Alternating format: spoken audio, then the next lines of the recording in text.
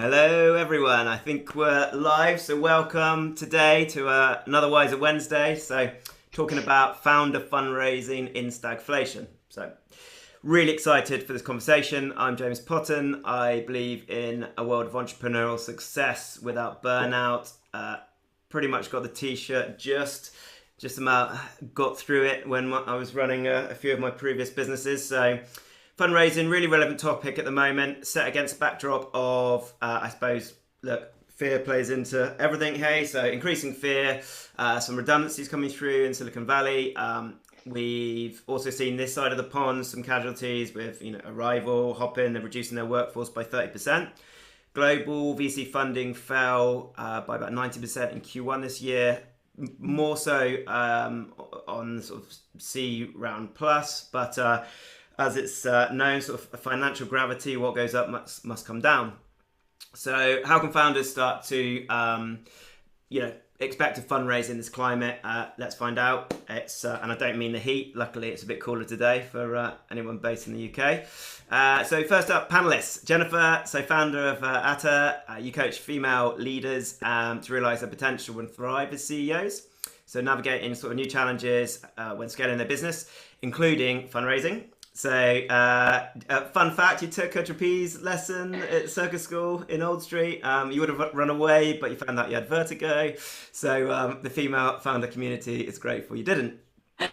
Next up, Kirsty, founder of ISQ, a crowdfunding specialist in private equity and basically a support founder helping their clients found, you actually helped raise nearly 50 million of fundings through direct and extended networks.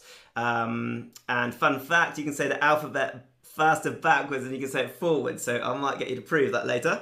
So brilliant fact. Prateek Sanjay, you're founder of Foundraisr. So living out in Oslo. And you're an outbound specialist for founders, connecting them with angel investors globally. So you concentrate more so, I suppose, Europe, North America, and also South America. So excited to hear about that and what you're seeing, happening in that space. Mm-hmm. Fun fact: you didn't speak a word of Spanish until age 21. You did some serious deep learning, and your first job was in a Spanish role, age 24. So, Yeah. hola, Prateek. That's about as far as my Spanish goes. And Liam, founder of Virtus Energy, experienced fundraiser. Over the last 10 years, you've raised nearly 30 million for businesses and projects you've worked through. In a previous life, you ran Thrive Funding, like FCA regulated fundraising advisory platform. So yeah, you've been helping people raise seed and Series A's funding. And running joke for Liam is he's often mistaken as someone from Essex. He's not. So, okay. So before we go any further, definition of stagflation. So it's obviously kind of a bit of a buzzy word, although it actually originated back in the 1960s. It's basically inflation with slowed growth and high unemployment, the trifecta. So we don't have the latter yet, but the former are likely in the coming quarters. So. Look, just to set the scene, a bun fight is a fun night. So everyone jump in with questions if you want to. You can ask each other. Just feel like you're able to speak when you want to. We're live, so no swearing. Bad jokes are always welcome. Here's an example. I saw a baguette at the zoo. It was bred in captivity. Oh dear, I didn't even finish it right. It's so bad. Anyway, so some quick intros. Starting with Jennifer, do you mind giving us a quick, in a minute, your sort of journey to where you are today? Over to you. Oh, unmute. Oh my gosh, put on the spot. I was about to say, you've already done a great intro. In a minute. Gosh, James, that's hard. Oh, sorry. I didn't prep you. That's all good. So I have had a career in change management work, ended up in the innovation and entrepreneurship space, and in the economic development space. Always had very facilitative roles. So bringing about change, doing project management work, moving into coaching work was very natural. I guess in my entrepreneurial, in my economic growth role, I ended up actually starting a couple of businesses and built Tech Week in New Zealand. Did a lot of mentoring and thought, how can I do this for a job? And that's how I ended up moving into business coaching. Awesome. All right, there we go. Hand that Perfect. There you go. And we're off. Right, I'll go round. So Liam, you're up next. Quick intro from your side. Yeah, this is always nice. Yeah, so I lead a company called Virtus Energy at the moment. That is a EV charging business. Prior to that, I've sat both sides of the fence, both fundraising for my own businesses and helping others. So as you mentioned, had a crowdfunding business up until probably about 3 years ago. Fully FCA regulated, all those bits and bobs and nice bits that come with it. Realistically, just driven by trying to help good entrepreneurs and like-minded people that are trying to get their businesses off the ground, really, and fell into renewables and sustainability sector in the last kind of like 6 or 7 years. So yeah, it's kind of a bit of a summary of me, really. Perfect. Great stuff. Prateek, you're up next. Okay, so my name is Prateek, and my biggest skill set is knowing how to say hello to a complete stranger. And this skill set has helped me live in New York, Madrid, Barcelona, and now Oslo without prior connections in those places or having any work or family connections. And now I sell the skill set, basically showing founders how they can talk to an angel investor that they do not know in an authentic manner that does not look like it's all about me getting something for myself, but more about you're an interesting person, we should build a relationship. And that is the crux of me offering a process that does not involve saying, wow, you're rich, can we be friends? That's what I help founders avoid doing. Awesome. Great stuff. Thanks, Prateek. And Kirsty. Hi, everyone. I'm Kirsty, CEO of ISQ. I guess I started... I ended up here because I first began helping helping people with ideas to validate their ideas and validate those ideas via the crowd. And for that business model, I raised investment via equity crowdfunding using an FCA regulated platform. And this was about 7 or 8 years ago. And I realized that it was good fun and that I was quite good at crowdfunding. And some of the clients that I was helping at the time asked if I could help them to do the same, to crowdfund. So I began doing it as a consultant on a one-to-one basis and became quite busy. And then since then, we've kind of just grown from there. Over the last 7 or 8 years, have helped hundreds of companies to raise millions and millions of pounds on regulated platforms like Seedrs and Crowdcube. Brilliant. Thanks, Kirsty. So yeah, really, a wide range of skills and experience here today. So a bit of a devil's advocate question to you, Liam. So why fundraise? Realistically, it comes down to one thing and one thing only: is expansion and growth. If you're not able to expand or grow your business, you're not going to raise money anyway. No one's going to back you. So realistically, that's the end goal. And it then comes back to probably speed. So the reason you want to raise will be a trifecta of certain things, speed being one of them. So you want to be quicker getting there, or it might be your business model. So your business model might require a hell of a lot of upfront spend before you can start to reap any benefits, as we've seen with adoption in the last kind of like 5 years of this like software as a service model. A lot of obviously upfront costs and development before you can really start to reap those benefits. Or it might be technical requirements. So you need to have a large spend on tech development of a team, or certain sectors that might be real estate. You need to raise money because you need to buy an asset, and therefore that's why I'm doing it. But in the one thing I would say with it is the fundraising isn't the end goal. It's just a mode of transport to get you to what the end goal is quicker. So it's might be validation for your idea that you can raise money, but it's really you're doing it because you want to get to the end objective quicker. That's why you fundraise. Brilliant. Thanks, Liam. Yeah, I'd like to open it up to others. Is anyone else interested in jumping in here? Yeah, I would say that the reason you want to fundraise is bootstrapping is no longer an option. And I have seen this for people who were dedicated bootstrappers. They hit 10,000, 15,000, or 50,000 revenue per month. And then what they see is the customer orders are coming in at a faster rate than their ability to fulfill them. And suddenly they are saying, I'm sorry, we're at full capacity. We have to say no to your order. And that just makes you look very bad. This problem is familiar also to agency owners who have to find, or certainly finding their business become so successful, they need to make a plan to hire people before like more orders come in. And even though bootstrapping is actually a powerful fashion, like a passionate way to build a business, your real goal is to keep your customers happy. And you might not be able to keep customer success, customer support, and customer onboarding continuing at the present rate if you don't have additional funding. Thanks, Prateek. I think on the flip side of the question, I speak to so many people who are wanting to fundraise, and I have to decide whether they're in with a chance from what they tell me. And one of the big reasons that I would say no to is that you're running out of money, and that you feel that by raising money, you can kind of turn your business around and things will improve. That's not the time to fundraise. There's, especially right now, there's few investors that will put money into things for that reason.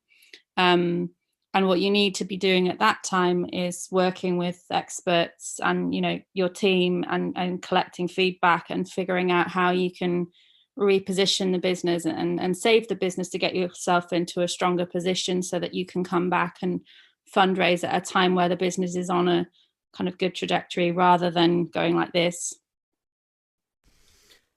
Yeah. Right. Building on those points, unfortunately, I often hear that a company's strategy is to continue fundraising. They're focused more on their next goal is fundraising rather than thinking about actually what's needed for the business. Fundraising should fund your business plan. Fundraising is not your business plan. Your business is not to fundraise. But sometimes, can be a subtle difference there, because actually some businesses are built in a way that they have to fundraise in order to grow, but that is not the point of the business. And sometimes I think that it can get confused. Yeah, that was just building on what you were saying, Liam. And Prateek, to your point, I mean, that scenario that you offered up there, and I guess Kirsty, your experience too, that it's not just the traditional VC model that's out there for fundraising. We are seeing a surge in revenue-based funding options now too. And that seems to be a really good fit for this current market. So about revenue-based financing, I know a UK founder who was offering gourmet meals delivered to offices in a particular hour. That was his business. And, he hit about £200,000 a month, which is actually very impressive numbers. But the moment the revenue-based financing pipeline suddenly got cut down because of the current economic conditions, because what happens with revenue-based financing is, since they have a fixed amount that needs to be repaid regardless of time, so this is a model which is giving a higher cost of capital to people who repay faster, the good guys, and then effectively lower cost of capital to people who repay slower, the ones who are not doing as well. So the moment that economic conditions change and they realize that they need to have a higher percent per annum, that's when suddenly a lot of business owners find that the RBF pipeline has suddenly stopped. And when he lost that pipeline, his revenues crashed and he was burning money on staff every month. So it is a very powerful option, but it cannot be the only option you depend upon. Okay, great. Yeah, look, I mean, it dovetails quite nicely into, I was going to talk about like some of the options available to founders. So yeah, maybe Kirsty, to yourself, because you've seen quite a few, what's the landscape look like for earlier stage sort of seed, pre-seed, Series A? What options are open? What other options are open?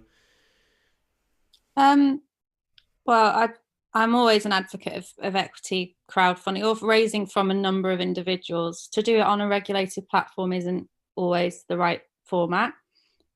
Typically on a regulated platform, investors are looking at businesses with a bit more traction. But there are great companies and services like Seed Legals.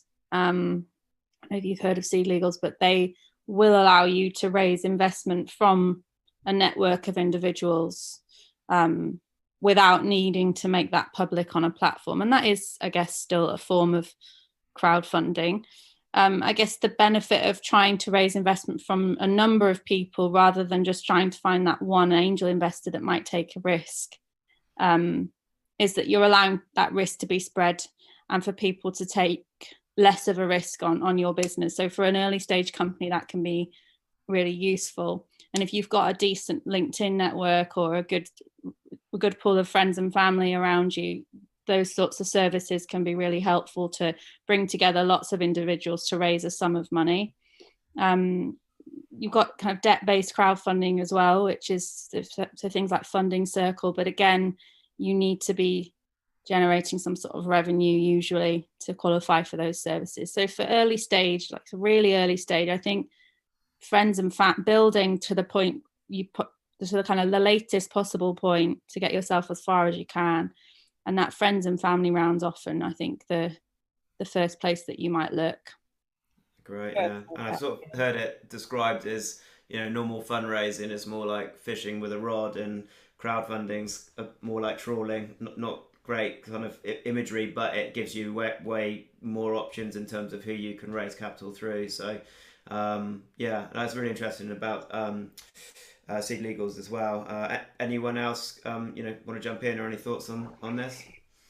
Yeah, I mean, I think in terms of a couple of bits that Kirsty's touched on there, is it's really important to understand your business model, where you are, to understand what the right fundraising route is for you and what's so for instance, if you look at touch on crowdfunding is great on an equity-based platform because what it does, it gives you loads of exposure as a business. And if you're the consumer-based business, is fantastic, but it might be very expensive or time-consuming in comparison to other funding routes. If you've been trading maybe 5 years, got a pretty decent balance sheet, and you want to kind of kick on from there, someone like a Funding Circle might suit your business better.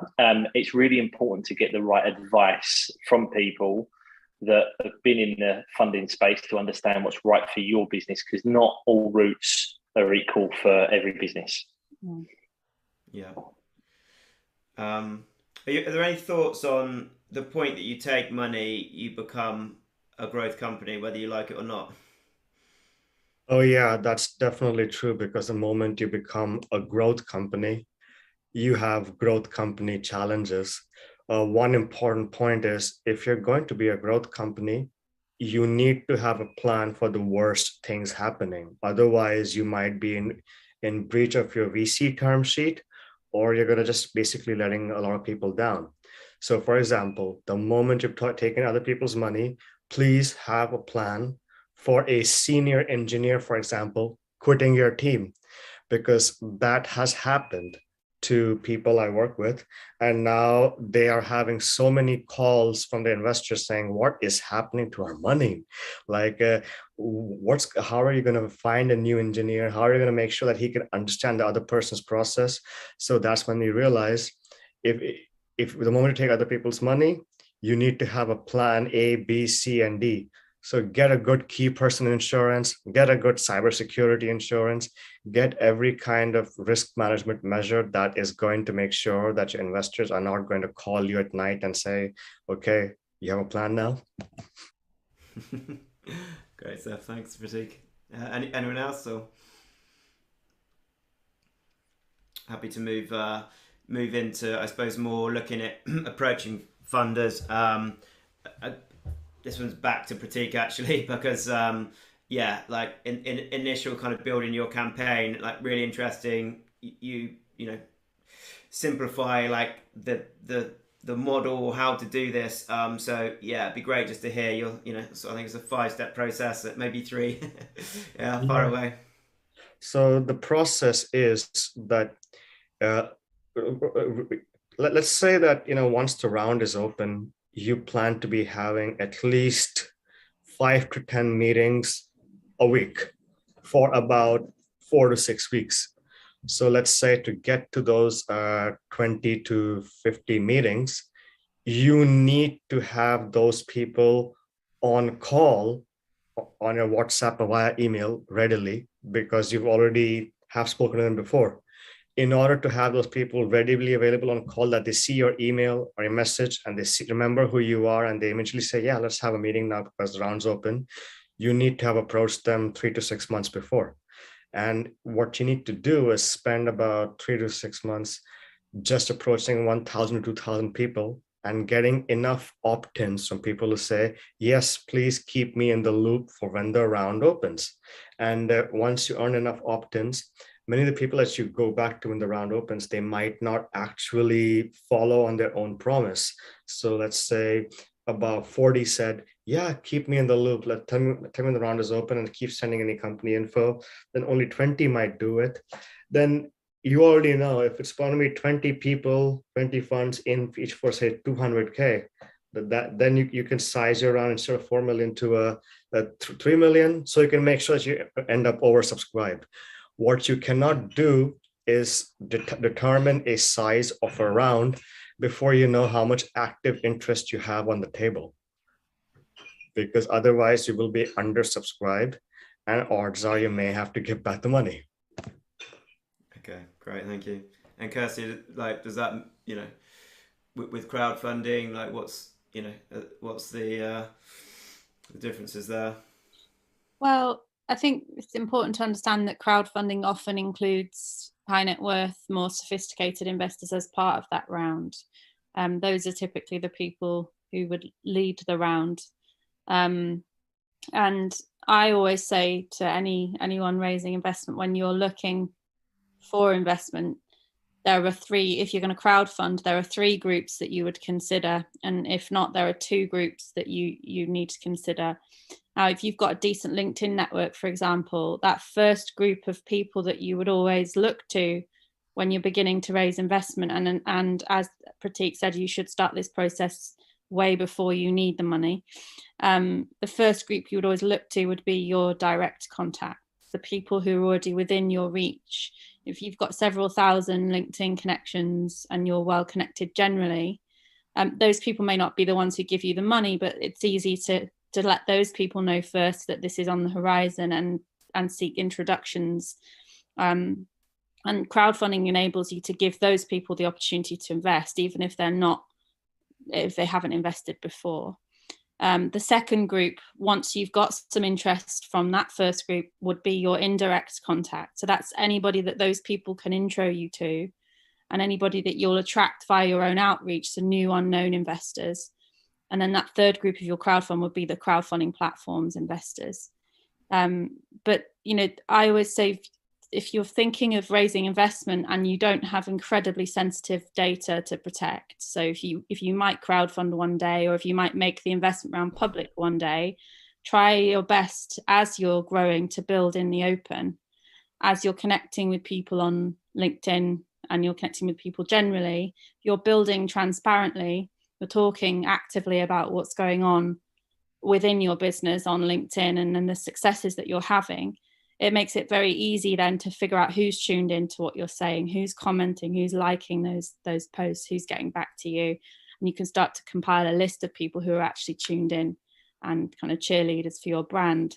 And those would be the first people you might go to if you were looking to raise.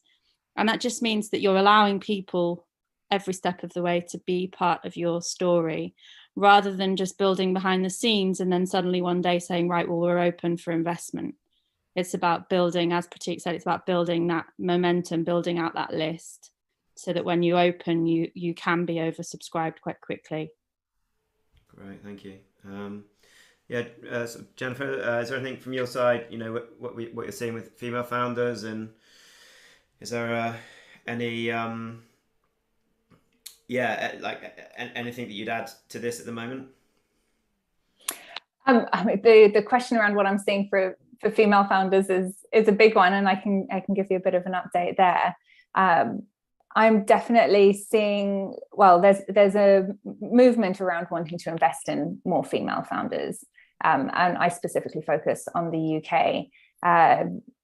There are investors such as Astia. I'm a huge fan of theirs, and they'd always be the first company, the first VC that I'd recommend for a female founder. That they focus purely on female founders and have done a lot to remove the bias from their processes, and underrepresented founders as well. They've been doing a lot around, again, removing the bias to invest fairly in companies based on their merit rather than the face on the box.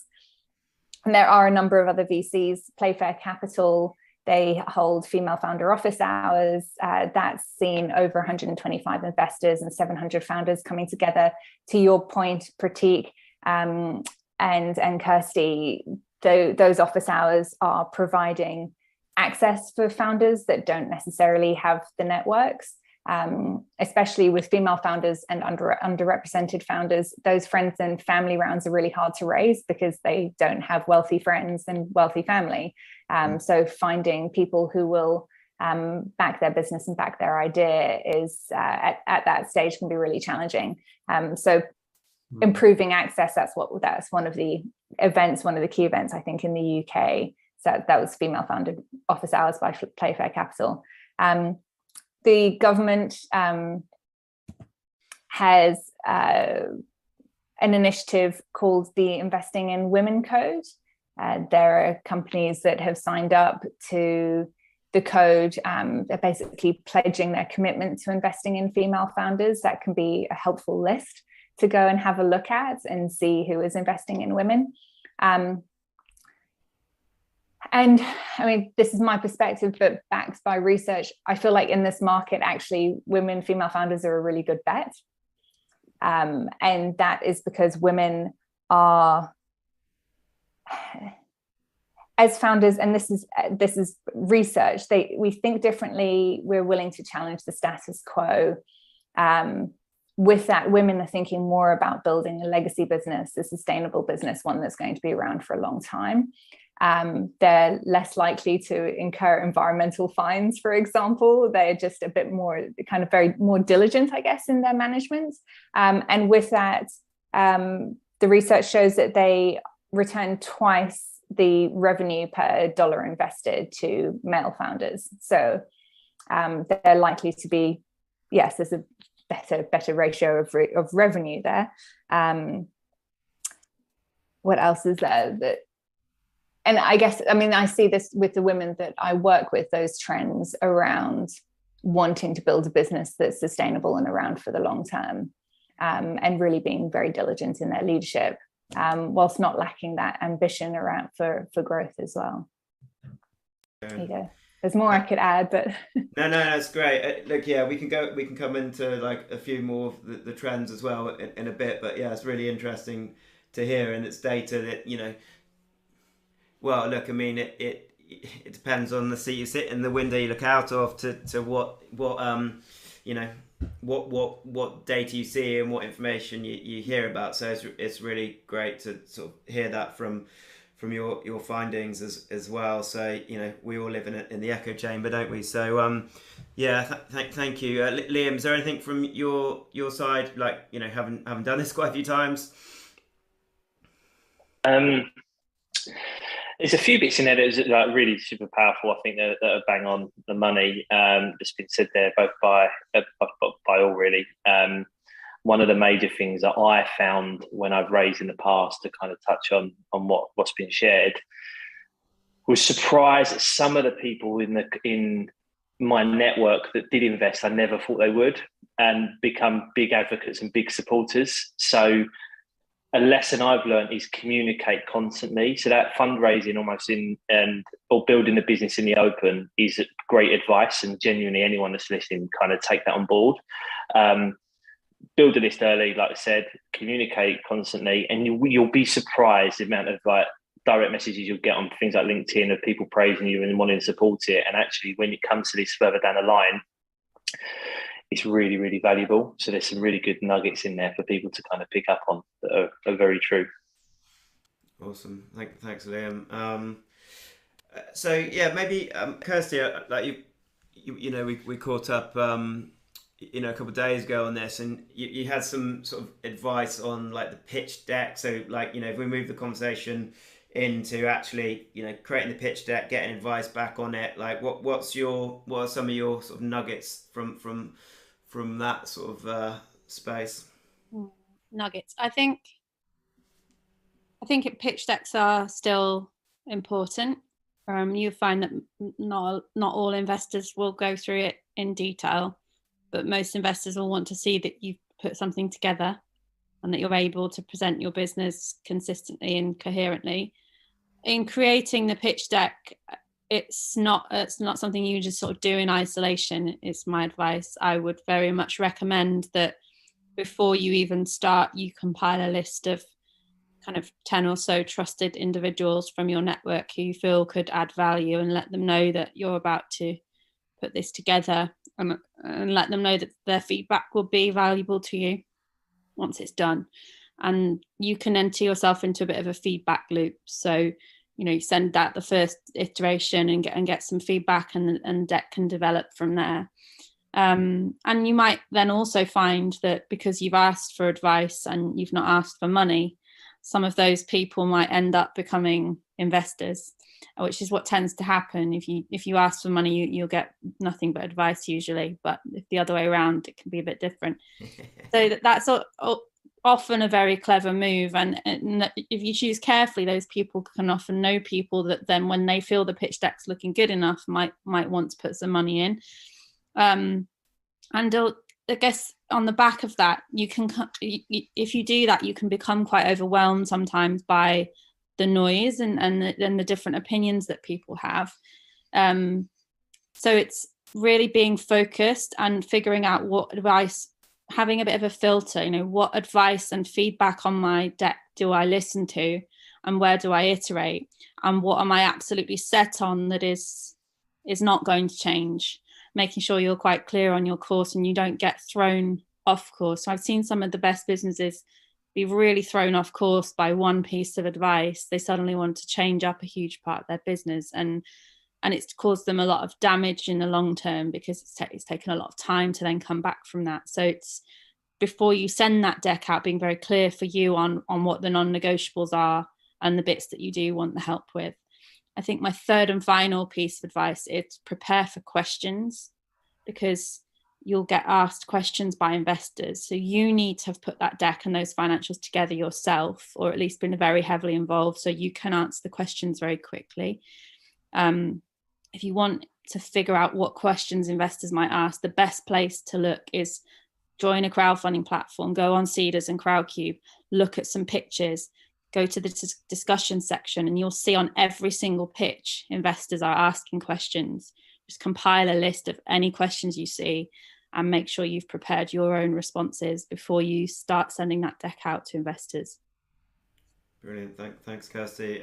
Prateek, like from your side, obviously, I don't know like how much you overlap with this, but where does the pitch deck come in with like your process and how you work with your clients?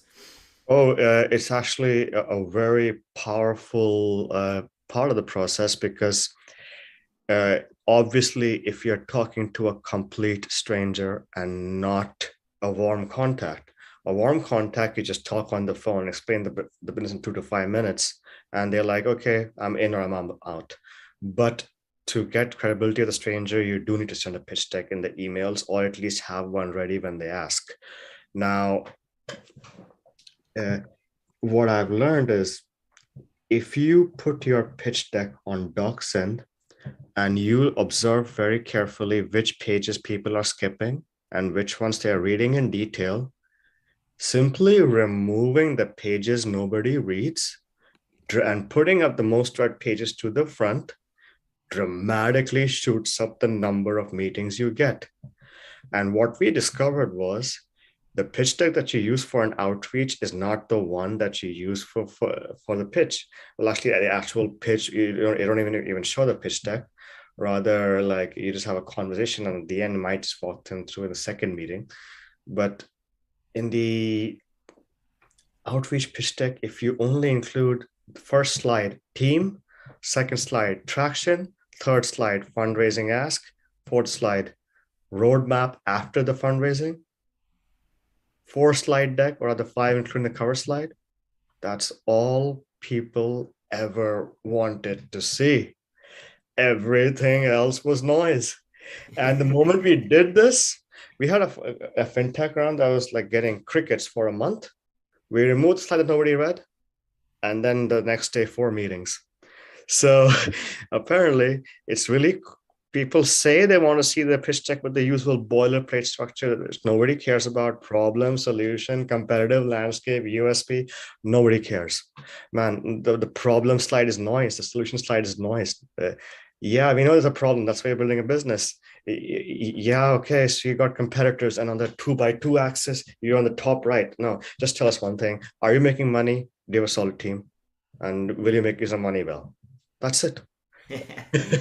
Awesome. Okay, well, that's like, oh, yeah, really interesting advice. Thanks for that, Prateek. You've probably helped a lot of people, save a lot of time trying to create the 10, 12 page pitch deck. So, like on team, it'd be interesting to explore that a bit. So, having sort of, run a design and tech school, we were looking at the hipster hacker hustler type model in the training that we were doing.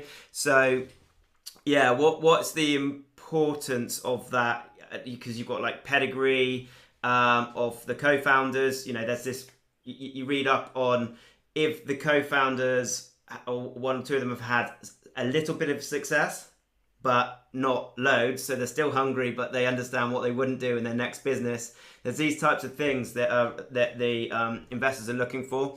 Is there any sort of like thoughts on this on in experience of pitch decks and like to some extent putting together a team? Open to the floor, but happy to direct. Very generally, I really love Noam Wasserman, Founders Dilemmas. He talks about 3 types of capital, and I think that's always a great way to look at the founding team. So that is financial capital, obviously, so resources that the team are generally bringing to the business. Social capital, so networks, and human capital, which is capability. And it's a model that I've always found very helpful for thinking about team. And when I've been doing founder due diligence for the angel group that I'm part of, that's often what I've been looking at as well. That's awesome. Any other thoughts? Or I've also seen like comments about, hey, PhDs, you're more important than the MBAs, so don't forget that. In the way like the team is structured or positioned. I think the concept of teaching the management skills are easier than teaching the specialism. So it's easier to teach the generalist and the specialist skills. But Kirsty. I think especially if you're an earlier stage company, that team slide is obviously important for investors to see. But what's also really important is for them to be able to see that where the gaps in your team are at the point that you're at, and making sure that in the plan for how you're going to spend the investment, one of your objectives is to plug those gaps very quickly, so exactly the key next people that you'll need to bring in, and making it very clear that that's your plan. That can often instill a lot of investor confidence when the team is a bit sparse at the stage that you're at. Yeah, and having individuals earmarked at that point too, like actually having already started headhunting and kind of knowing who you're going after, or having had warm conversations with them. Great. And are there sort of views on how much founders should be paying themselves? And after that, want to talk about valuation. So I don't know. Is there an acceptable rate? Generally, or is it a range? I think always something. you should always be paying yourself something, is my advice. Investors want to see that you're being paid for what you're doing, you're motivated. So I don't like it when I see that, the top people in the business are paying themselves nothing. Because, what is it that's keeping you going? And often that means that you then have to have a side hustle to be able to pay the bills, which takes your focus away from the business. So investors like to see that you are paying yourself something, but never more than the business can afford. And it's different for every company, I think. Okay, great. And in terms of valuation, there's loads of different like models. Don't know, Liam, have you? Because you've got multiples on revenue versus EBITDA. Have you got sort of thoughts on? The easiest one is effectively look around your market, see who's fundraised in a similar space, similar type of business model, what they've raised at, and if they were successful. If they've raised at that, there's a benchmark. Yeah. And if they haven't, let's be honest, that's how you value properties in your area. If something that's a 3-bedroom in the same area that's detached is sold for X, you value it in a similar way. Trying to value a startup is a little bit like just put your finger in the air and have a bit of a guess, because no one knows. And I'll be honest, I've tried a number of different websites and the metrics and all that sort of stuff, and you end up, one comes out with you're worth nothing, the other one comes out you're worth 100, like you're worth almost a unicorn already, which is nonsense. So it's kind of just understand what the market is, and there's a market there for it already that someone's already raised at that sort of valuation. So you use that as your benchmark, is how I've always done it, to be totally honest. And I think with valuation, it's thinking about the subsequent rounds of funding you might have to do. If you value yourself way too high for that first round and then you don't make the progress that you'd set out to make, it's very, very difficult to come back. You definitely don't want to be doing is a down round if you can avoid it. So it's thinking about what's a fair valuation for the stage that I'm at right now. And not being too greedy in those first rounds of funding, because you need to make sure that you're comfortable, of course, with the valuation you're going at, but also that it's reasonable for the investor given the stage you're at. No matter how ambitious your business looks, no matter how you might look in the future, the earlier you are, the higher the risk. So making sure that you're pricing yourself in a way that's fair for everybody. I think you'll have a bit of a range when you're going out, when you start pitching. And one thing I'll say, it's very easy to kind of come down on valuation, but it's difficult to kind of go back up. So if you've got your range, when you're pitching, always start at the top of that range and see what the reaction is, just to the first few people that you send to. And if people bite, then that's your price. And if not, then you'll bring that down. Great. Okay. So more generous in the early rounds. Yeah, Jennifer. Yeah, I was just going to build on what Kirsty was saying. When taking investment, this is my perspective again. You're the number one thing that you're going in for is money. People think they're also coming in for a number of other benefits. I'd say the number 2 thing that you're coming in for is more money. And if somebody who's invested in your business once is more likely to provide you with follow-on funding. So just adding to the down round.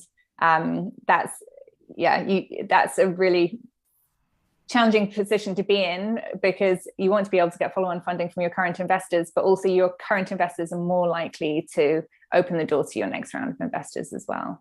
Yeah, it's interesting, isn't it? And given the current market state, if you're not asking your current investors for something now, someone else in their portfolio will be. So it's but obviously there are other things, we'll get onto that, other things companies could be doing right now.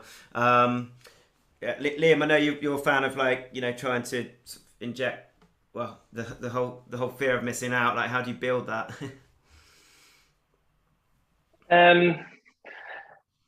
Well, the best way of creating a fear of missing out is, effectively building enough interested investors so they can kind of compete against each other is the most simplified version of it. you have certain ways you can do it, certainly earlier on. If you're using like an SEIS model, you're capped at 150. So that is a very good way of effectively, it's out of your control.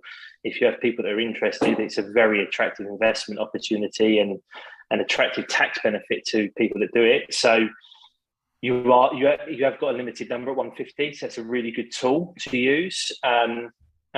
Which we've found has been really successful for us in the past. We've tended to, you can oversubscribe quite quickly on that 150, so you've got to be quite cute how you do it and be honourable with it. So that's a good way, but like I say, just building up that investment base and knowing where you are, that communication is key, and then effectively drawing if you plan properly for your fundraise and you have it lined up, then you can use cut-off points and timelines of the fear of missing out to close quicker, as opposed to if you kind of open the round and then start your fundraise, you're always basically going to be on the back foot. So it's always harder to do that effectively. Yeah, great. And there's the whole, raising money when you don't need it point as well. Yeah, very much so. You're going to have people, like I said, if you keep that communication open, there's some people that do it really, really well at the moment, and the metrics are out there, like they're on LinkedIn and stuff like that. So you've got the Heights that are doing it quite a lot. They've gone through a crowdfunding campaign right now, but they're literally giving like weekly and monthly stats on what their sales are to the general public, to anyone that's connected with them on LinkedIn or follows them. So you can see that they're going to naturally generate individuals or VCs or PE funds or whatever it might be that are actually looking for that type of business are going to be approaching them over time. Whereas the point that was made earlier in the call about kind of doing everything in stealth and then going, hi, we're here, we're ready to raise money, just doesn't really work anymore. Use social media to your advantage. Awesome. Great. Thanks, Liam. Prateek, I was going to move the conversation on unless anyone wants to jump in with anything. Mm-hmm.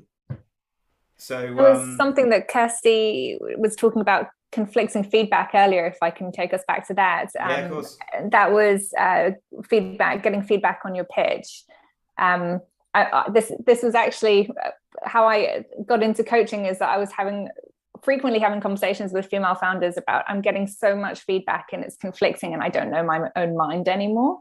And I often see this when I'm working with, I work predominantly with female founders, but when they're going through this process of pitching, and often where we land is going into those situations when you're asking for feedback, being really specific about the feedback that you want, and being aware that you're going to get unsolicited feedback. And for women, sometimes it can be like, try and speak in a lower voice, or don't wear pink.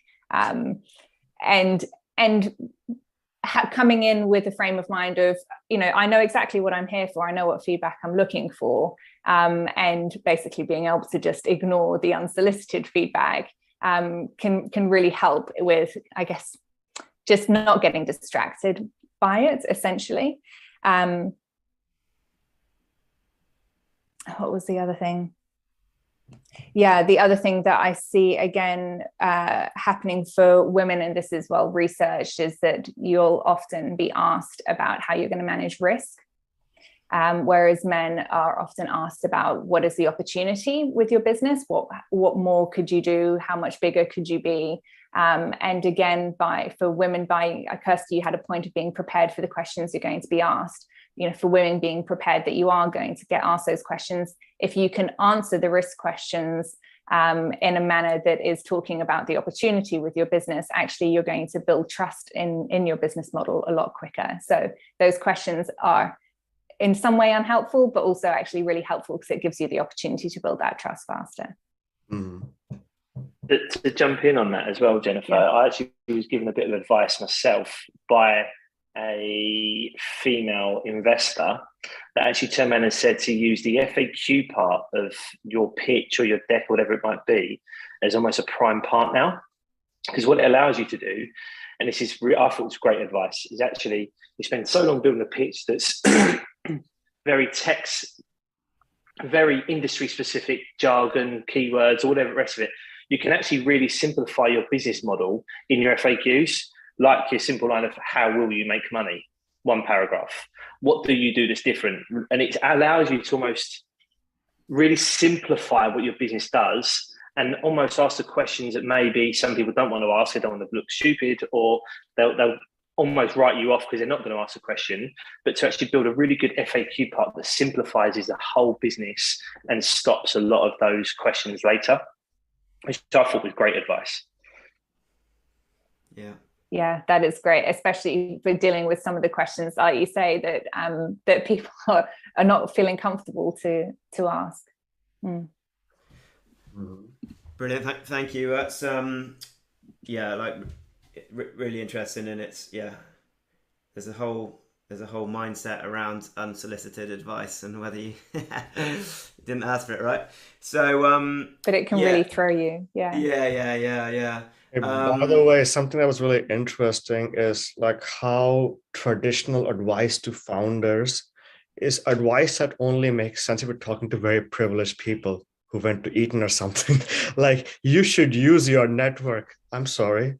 Does somebody in Nottingham or Blackpool have a network?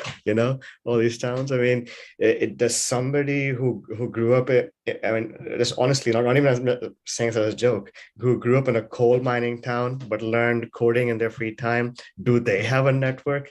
What are they supposed to do? Are they supposed to use their limited personal savings, go to London, pause from their project, and spend a year networking so they have a network?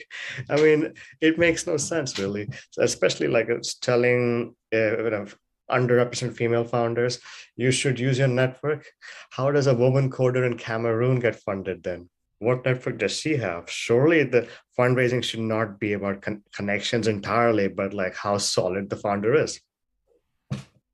And that's where VCs like Astia come in. I mean, they're later stage, they're not family and friends, but there is definitely an awareness around that. And there's a lot of conversation around that amongst the communities of female founders and underrepresented founders. And I mean, with Astia, anyone can apply. You don't have to be introduced. And a lot of the VCs that I've been researching that do focus on supporting female and underrepresented founders have a very open door policy that anybody can reach out and that they will respond. And that's what those female founder office hours are for as well. So I think there is definitely an appreciation in the industry, or growing appreciation in the industry, that not everybody has family and friends that they can call on, and there are more and more opportunities to get access to networks. Yeah. Great. Look, I'd love to talk more on it. I just, we're going to run out of time. I'd really like, so looking at trends, Prateek, just, you've got some really interesting, you've got like a bit more of a global picture of what's going on from the work you're doing. Like, let's know what you're seeing happening. This is ultimately against the backdrop of the current climate. So far away. Oh, for example, right now, the most successful investor outreach campaign I'm working on is for a company in El Salvador, and that's a company which offers a gamified app to do consumer lending. And what I'm just thinking is like, why is it that Latin American investors are not bothered by a global stagflation? That's because they've always lived in stagflation. It's nothing new. It's normal life for the last 30 years, I guess, So right now, people in the countries where crises are so common, they are ramping it up. I'm also noticing that investors in Turkey, they are very approachable and they're very eager to take meetings, not only with Turkish companies, but people all over the world. And when you've lived in a country that's constantly under crisis, you just realize there's never a perfect time to do anything. So just do it now. And something else I've noticed is normally my approach was to prioritize reaching out to investors who've been investing in the last 3 months, 6 months, or 1 year. But the moment I just thought, why don't I approach people who have not invested in that time and have been on a pause? Then recently, that approach caused the number of investor meetings to shoot up, because a lot of people were not investing in 2021, because when the pre-seed valuation is 30 million, that prices out a lot of people.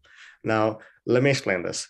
If you see a lot of acquisitions happening in the market, it's usually for 10 to 20 million for a company that was funded 1 to 2 million.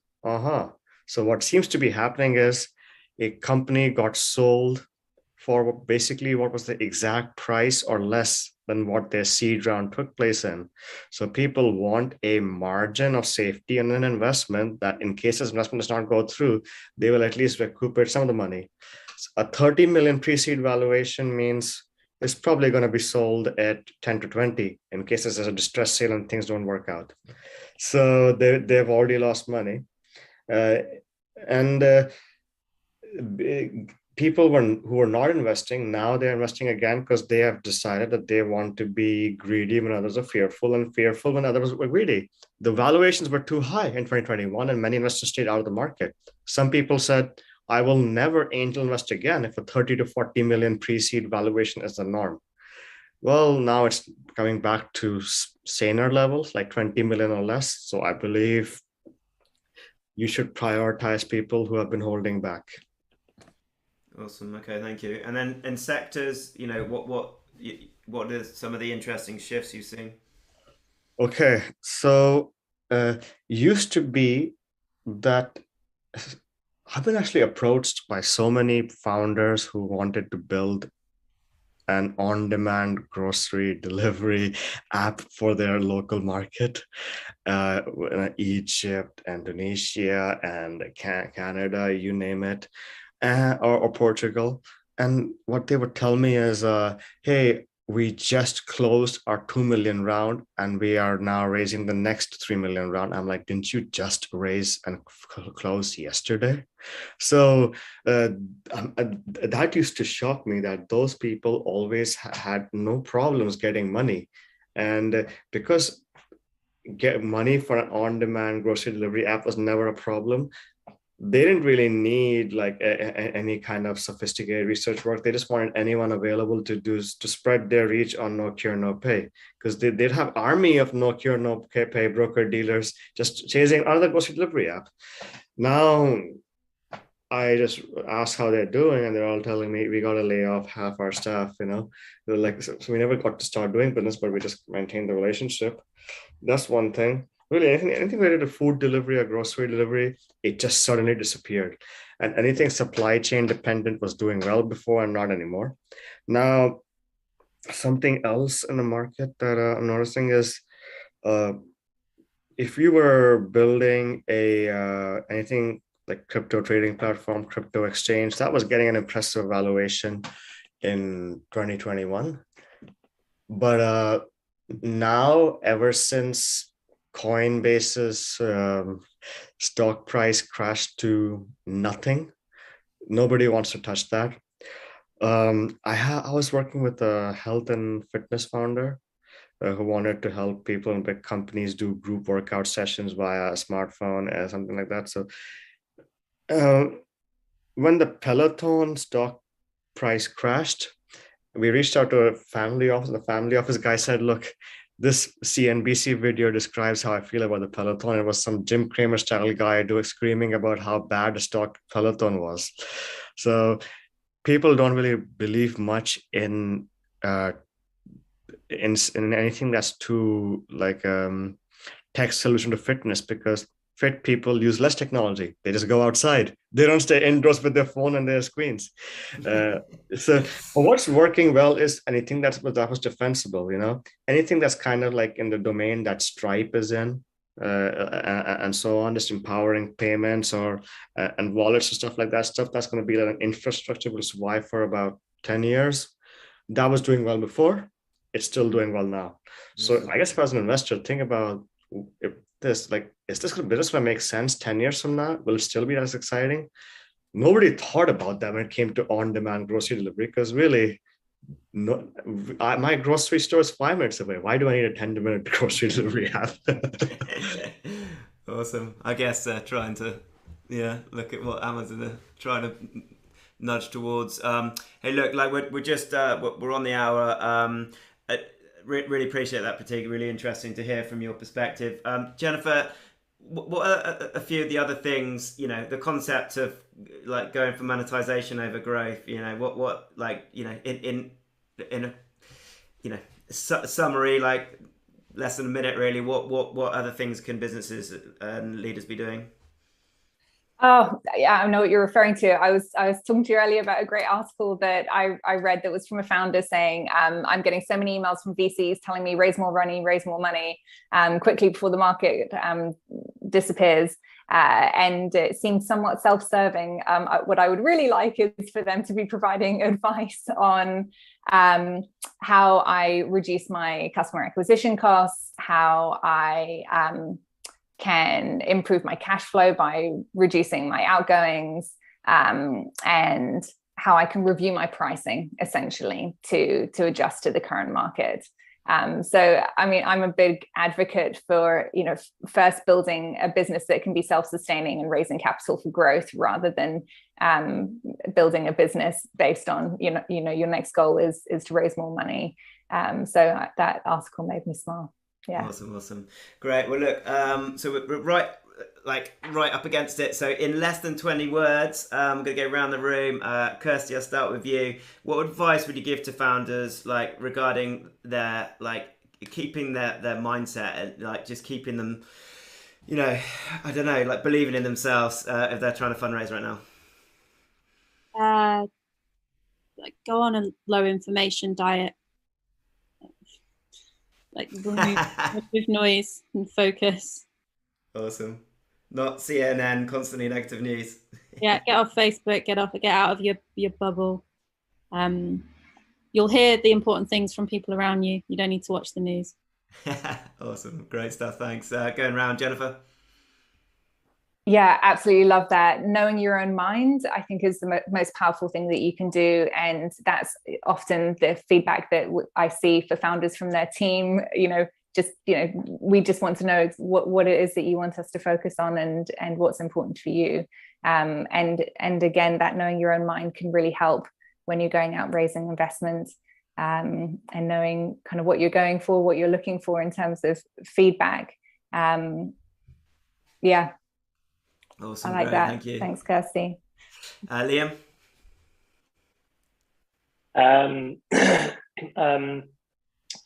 You're clearly a risk taker anyway as an entrepreneur. So actually, everything that's going on is effectively creating more of an opportunity. So just seize the opportunity as opposed to fear it, and ignore the friends and family in PAYE jobs saying you're mad, and just keep gunning for it and know that you're going to get there.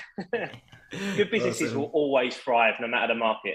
Great, thanks, Liam. And Prateek, finally on you. Okay, the biggest advice I would give to any fundraising founder is talk to all your customers, put on a single page all information on how big a priority a product is to them, how often they'd use it, and how mad they would be if you shut off the service to them, you know, and collect this info via quotes or via videos, compile it together, and then figure out a story. That's your pitch. Amazing. It's not matter if you have a pitch deck or you don't have a pitch deck, but that's the story of your business. And that's how you start with your investor meetings or what you talk about on social media, everything. That's all people want to know. They can't live without your product. They use it multiple times a day. They're paid to keep having access to it. Awesome. Great. Well, look, thank you so much. Yeah, some great advice. It was from a friend, but I don't know where they heard it. It's like when everything is rosy, it's time to be cautious, and when everyone is screaming it's the end of the world, plant a tree. So hope you feel a bit wiser this Wednesday. Really appreciate the panelists, and obviously you for listening. You know, next time we're going to be discussing hybrid working. If you've got any questions, I'm sure and everyone here won't mind you reaching out directly via direct message, or you're welcome to email support@amplify.me. Yeah, look, thank you so much for today, and you know, good luck. Thank you, James. Thank you. Bye. Cheers, James. Bye all.